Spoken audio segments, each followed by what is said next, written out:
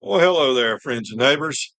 Elliot Cruz, Lazy Dogs Records, with a album review for all you vinyl community members, music fans, Billy Strings lovers, anybody else that may stumble across this video in the YouTube universe.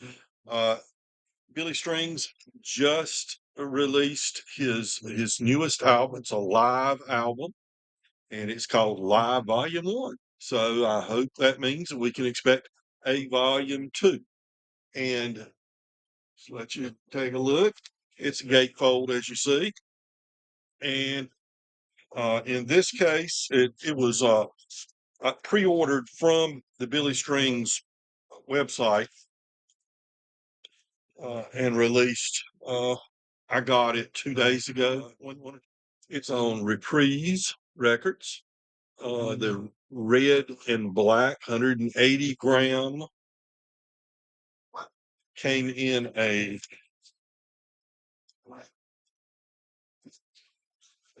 polyline paper sleeve. So glad it's polylined. Normally I take them out and put them in my own poly sleeve, but since this was a brand new record and it seemed to be in good shape, I went ahead and left it in there.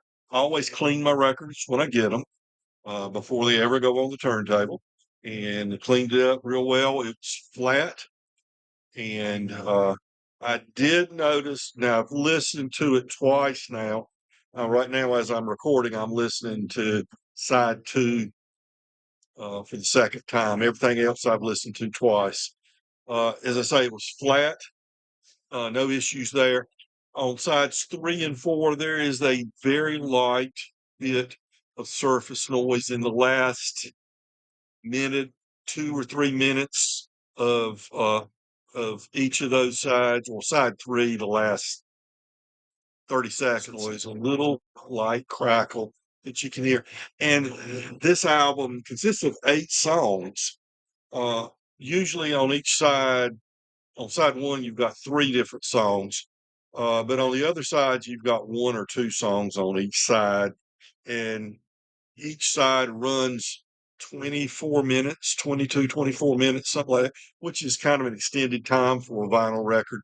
So I think that may be why I'm getting that little bit of noise uh, in the last couple of minutes of side four and a little bit less inside three.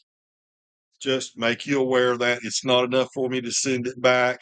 If I weren't listening very, very closely, I probably never would have noticed it. But it is there, so fair warning. Now, this record ran from the website, the Billy Strings website, about $45, and I believe that's after shipping, $45. But I'm not sure. You can check his website. You can also check and see if you can pick it up on Amazon or some other place as well. But when I pre-ordered this, I wanted to get it from his website, so he and his organization would profit the most from the purchase. Uh, it's produced by Billy Strings himself, and it's engineered by Andy Lytle and mixed by Brandon Bell and mastered by Gavin Lursen, Lurssen, Lursen.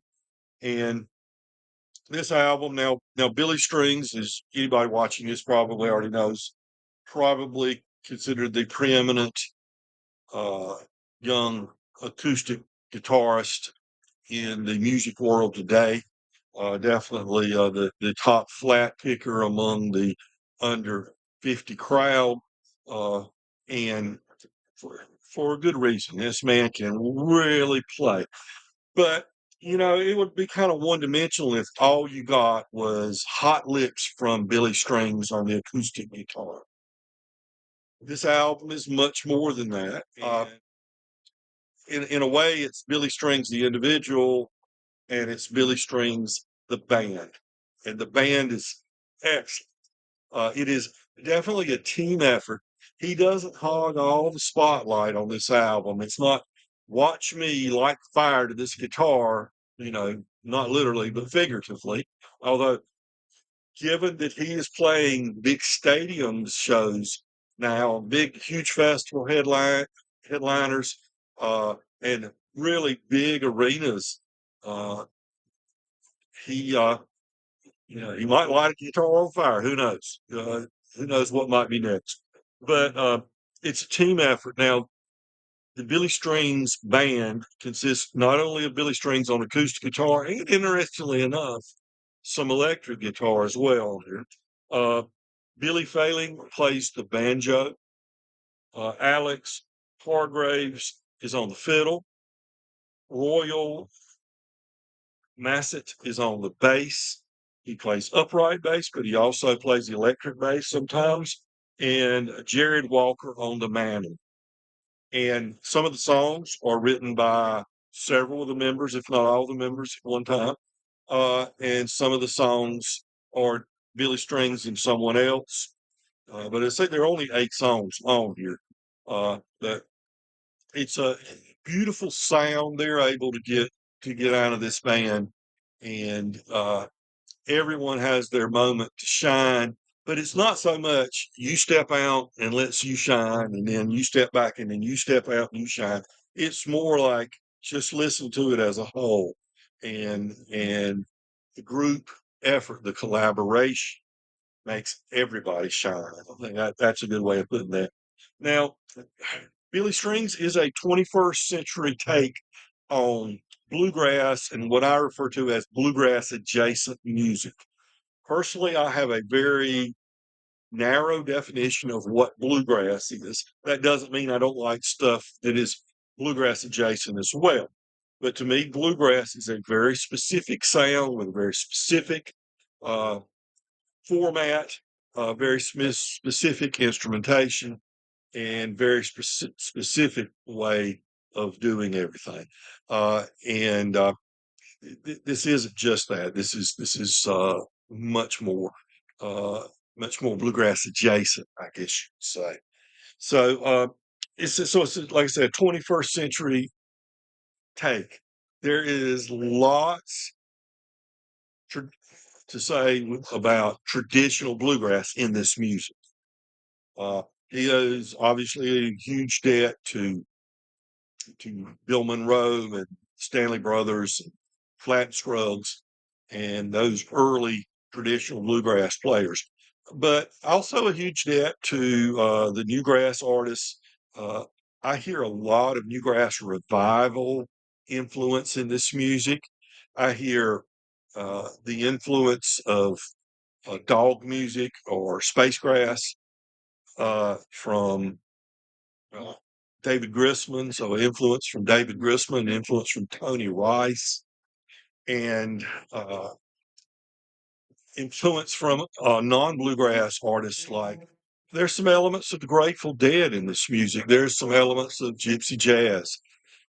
There's a lot of influences on Billy Springs and his uh, musicians in his band. So it's a lot there.